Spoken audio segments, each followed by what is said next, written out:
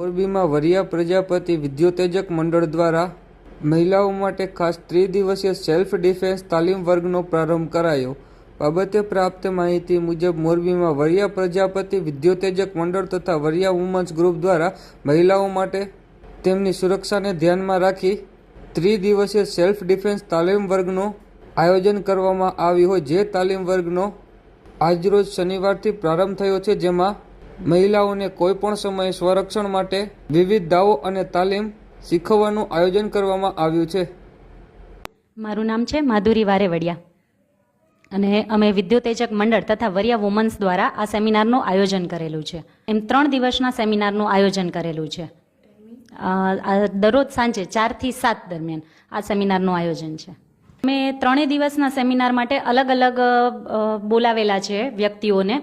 આજે જે છે એ પ્રેક્ષા મેડમ ભટ્ટ જે છે એમને બોલાવેલા છે કે જે બેઝિક અવેરનેસ શીખવાડે છે કે જ્યારે કોઈ આપણી સાથે ઘટના ઘટવાની છે તો કોઈને બોલાવીએ એના કરતાં પહેલાં આપણે સ્વરક્ષણ કઈ રીતે કરી શકીએ છીએ એના માટેની અવેરનેસ, એના માટેનો કોન્ફિડન્સ વધારવાનો છે।